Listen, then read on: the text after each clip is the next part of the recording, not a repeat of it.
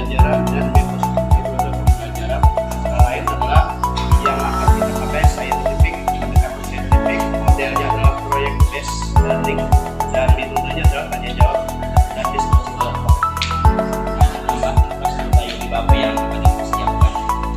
Strategi saya adalah melalui pembelajaran pada hari ini adalah bagi peserta dalam kelompok-kelompok diskusi serta memberikan pretest tes awal, sekaligus nanti di akhir pembelajaran juga ada post test supaya kita dapat mengukur keberhasilan pembelajaran pada hari ini. Oke, terima kasih banyak Pak. Sama-sama ini mudah-mudahan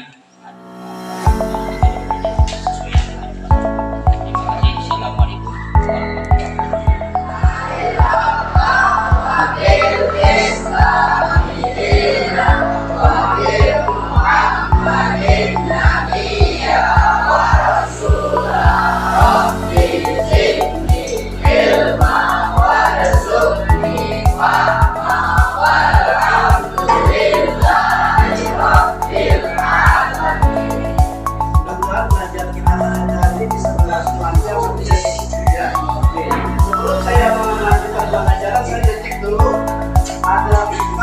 kalian yang tidak hadir ada lain apa yang sakit apa ujian apa ini yang lain siapa kalian adalah apa hasilnya sakit apa tidak mudah-mudahan kalau dia sakit atau akan segera sembuh ya. Tapi kalau dia alfa dia belajar bisa sembuh, mudah-mudahan dia sadar ya. Baik, anak-anakku sekalian, saya sudah tidak mengaksur satu saya belajar yang hadir. Apa kabar kalian, sehat? Baik, kali ini pelajaran kita adalah tentang bangun ruang sisi lengkung. Saya tulis ya judulnya ya, bangun ruang sisi lengkung. Bangun ruang sisi lengkung. Yang akan kita bahas nanti khususnya adalah masalah tabung. Tabung itu ialah sehari-hari bisa kita lihat bentuknya misalnya ada pakai penggaris ya dari atas ke bawah saya terbuka. Ada sudah yang tidak punya kantor bisa pakai saya.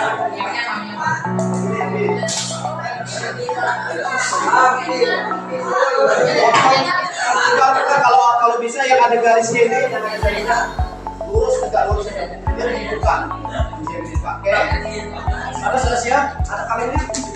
Ada. Sudah terbuka. pada hari ini Selasa 5 Maret 2024 saya akan mengadakan kelas observasi atas nama Ahmad Permana di PPA Kabupaten Bandung sebagai pengajar praktik saya adalah Ibu Halimah. Kemudian beserta dengan observasi Bapak Fahrudin. Dalam hal ini tentunya setelah mengajar beliau pada 2 Maret kemarin tahun 2024 beliau mengajar materi matematika. Dalam hal ini saya menanyakan kepada beliau bagaimana perasaan Bapak Fahrudin ketika proses pembelajaran langsung. Terima kasih. Saya bermatematika di SMP kelas 9 telah melaksanakan pembelajaran materi bangun ruang sisi lengkung yang khususnya dipelajari oleh tabung. Dan perasaan saya memberikan pelajaran itu dan dia harus memberikan materi ini secara baik kepada semua siswa, dan semua siswa terasa antusias mendengarkan dan belajar secara tidak langsung. Pembelajaran itu sifatnya pembelajaran ini adalah bersifat praktek dan menemukan secara langsung bagaimana rumus bagaimana jaring-jaring tabung itu ditemukan melalui sebuah benda yang bernama kaleng susu ternyata dibuatlah sedemikian rupa, dipraktikkan, ternyata terbentuk sebuah jaring-jaring tabung, dan pada jaring-jaring tabung tersebut kita dapat memformulasikan bagaimana rumus luas tabung yang selama ini mungkin mereka tahunya di buku, tapi setelah mereka menjalani mereka tahu bahwa rumus luas tabung itu adalah yang dicari dengan mengalami jaring-jaring tabung. Jadi saya bahagia dan senang membaca nulis langsung dengan baik. Selanjutnya Bapak, kami ingin yaitu model proyek yang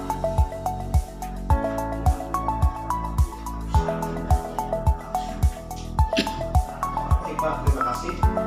Pada proses pembelajaran saya kali ini, saya menggunakan pendekatan model dan metode pembelajaran yang saya tetapkan, yang saya rencanakan dan sudah terlaksana itu adalah pendekatannya saintifik, sedangkan modelnya adalah project based learning atau PBL. Dan metodenya lebih banyak adalah metode seperti presentasi pembahasan, metode tanya jawab, dan diskusi kelompok. Karena kita mengharapkan keterlibatan siswa secara aktif dalam proses pembelajaran ini, maka metode project based learning ini adalah sangat baik diterapkan dalam pembelajaran karena sifatnya menemukan rumus-rumus tidak hanya sekedar berupa, mereka akan sadar bahwa rumus itu ternyata bisa dicari dari dengan metode PBL atau project based learning. ini bersifat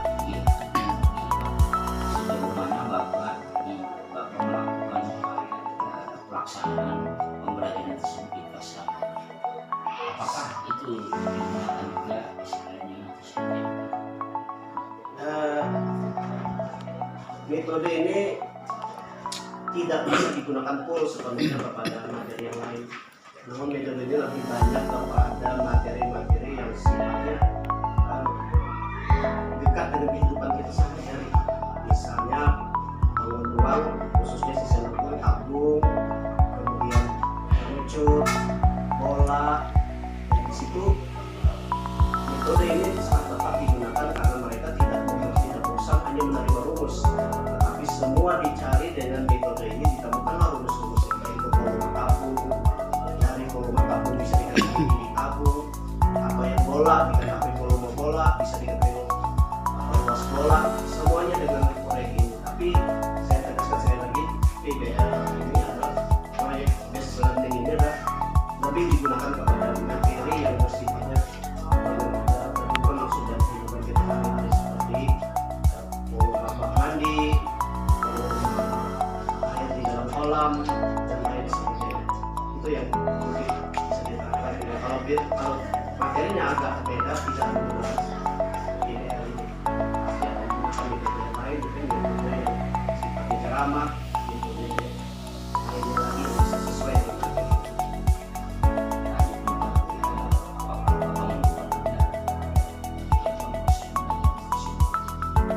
Sebenarnya kendala itu ada, tetapi dalam proses khususnya materi mengenai luas tabung ini kendalanya hampir tidak ada karena begitu mudahnya mendapatkan bahan-bahan dan alat-alat yang kita butuhkan, seperti tabung itu diambil dari kaleng susu yang biasa beredar ada di kehidupan masing-masing. Tambahan alatnya seperti jangka sudah dikenal semua, kemudian penggaris, kemudian karton, itu semuanya tidak ada hambatan. Hanya dalam proses pelaksanaannya mereka agak bingung kenapa ini dibawa kaleng kok jangan-jangan kalengnya yang dipotong, ternyata bukan kaleng yang dipotong, melainkan label kaleng itu yang kita buka dan kita tiru dan kita ukur besarnya dan lalu kita gambarkan di tabung sehingga tidak membahayakan kepada anak-anak. Kalau kalengnya yang kita buka itu sebenarnya bisa juga terbuat jaring-jaring bungkus jaring-jaring tabung, tapi berbahaya karena sisi-sisi daripada kaleng yang ada bisa berbahaya. Maka kami mengambil kesimpulan kita terbuka hanya label kaleng itu sendiri yang kita bentangkan dan kemudian kita tempelkan di tabung lalu kita gambarkan sehingga itu rekaman dari pembelajaran kita. Jadi secara itu tidak ada hambatan yang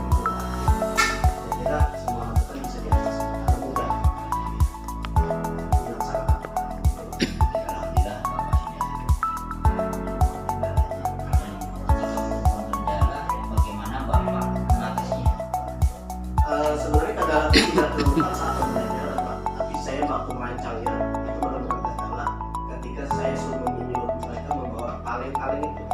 Saya sadar setelah itu kalau kaleng yang itu rencananya kaleng saya buka, kaleng yang saya buka dan saya bawakan gunting yang tajam kemudian dibuka. Tapi saya berpikir saya takut kalau kaleng itu terbuka kemudian dibentangkan jadi samping juga ribut karena suara-suaranya itu, maka saya mencari solusi. Oh, kalau begitu tidak membuka kaleng tapi membuka labelnya saja. Dengan begitu sama saja dengan selimut tabung itu atau selimut tabung itu kan terlihat dari label di sini. Jadi saya mengatasinya sebelum belajar dimulai, saya berpikir oh kalau begitu saya akan buka label di situ bukan membuka kaleng. Jadi begitu.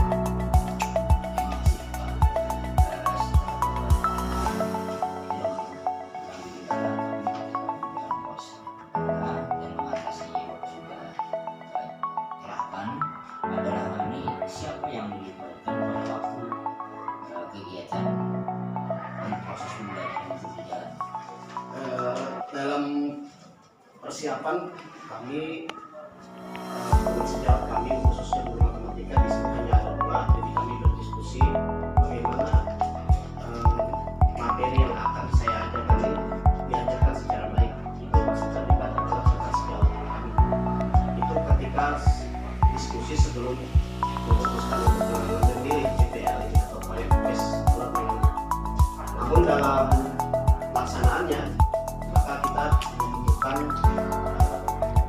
observer dan ini adalah kita berharap kepala sekolah langsung bisa melihat kita sehingga kita meminta umpan balik dari beliau ketika kita keluar ini kita ketemu nanti saran-sarannya apa yang diterapkan sehingga itu menjadi catatan bagi kami untuk memberikan kepada. Jadi yang tidak langsung adalah pastinya sebelum ada kasih jawab dalam proses pelaksanaannya adalah observer dan sekaligus kepala sekolah kita juga kita libatkan dalam kegiatan belajar seperti ini agar kami mendapatkan info umpan balik sehingga kami dapat memperbaiki pada masa-masa yang belajar yang ada.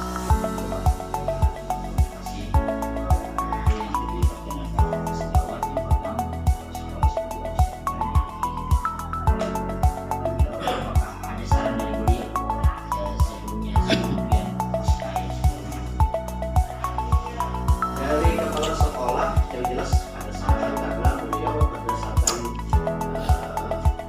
namanya isian yang bertahun beliau sampai ke ialah dia punya data atau punya belangko isian.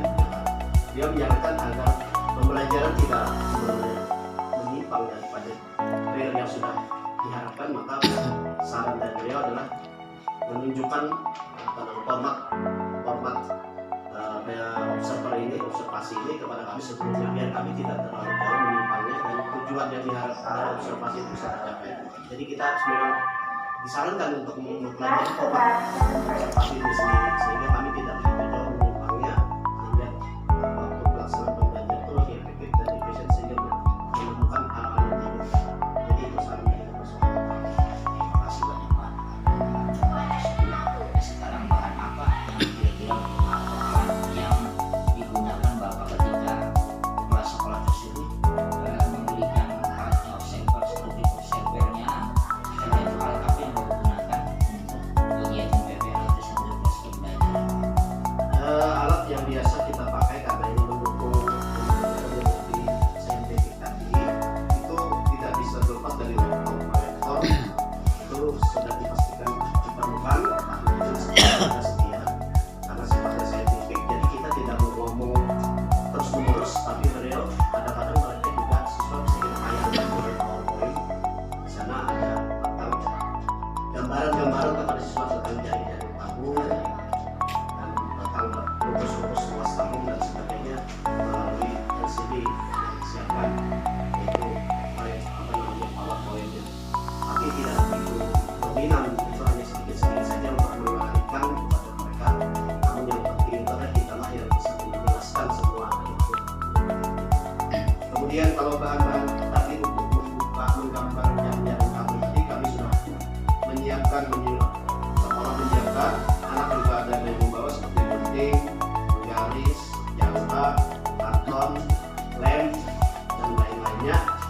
menonton itu ya udah nanti akan dibentukkan sehingga nanti sehingga pada pasangan itu anak-anak sudah tahu mudah-mudahan juga sama kalau antisipasinya kami sendiri sudah menyiapkan juga satu set supaya kami apabila ada anak-anak yang kelupaan dan sebagainya bisa kita pinjam. Lalu kita harapkan anak-anak aktif menyiapkan alat-alatnya itu, jadi mereka merasa bahwa ini perlu ini, kenapa harus bawa ini, kenapa harus bawa ini, untuk apa ini, kan itu akhirnya terjawab pada saat kegiatan tersebut. Demikian Pak. Terima kasih banyak. Terakhir Pak, Bapak Ibu sekalian, bahwasanya Bapak sudah melakukan proses pembelajaran dari awal. Saya ingin tahu apa refleksi Bapak setelah proses pembelajaran tersebut. Pertama, saya merefleksikan tentang saya sendiri sebagai guru yang memberikan materi kepada anak. Saya menilai diri saya sendiri itu melalui post-test, di mana post-test itu adalah gambaran tentang keberhasilan saya menyampaikan materi. Saya tidak bisa menghayal, oh ini anak senang, tidak bisa. Saya ukuran kami berhasil mengajar atau tidak itu. Kalau kami berhasil adalah ketika kami melihat post-test anak-anak itu dari 33 siswa misalnya, mereka sekitar ada 60 sampai 70 orang mampu menjawab pertanyaan mendasar mengenai khususnya mengenai definisi tabung, unsur-unsur tabung dan rumus luas tabung serta volume tabung. Ketika kami melihat hasil post-test tersebut, kami beri konsentrasi, ternyata ada lebih dari separuh anak yang bisa menjawab. Maka saya merefleksikan, saya telah berhasil menyampaikan materi. Sehingga dari hasil proses itulah memberikan pembelajaran khususnya kembali kepada kami sendiri secara pribadi agar pembelajaran yang akan datang bisa lebih ditingkatkan kegiatannya. Jadi saya merefleksikan lewat proses. Demikian Pak. Terima kasih banyak atas kesempatan yang Bapak begini.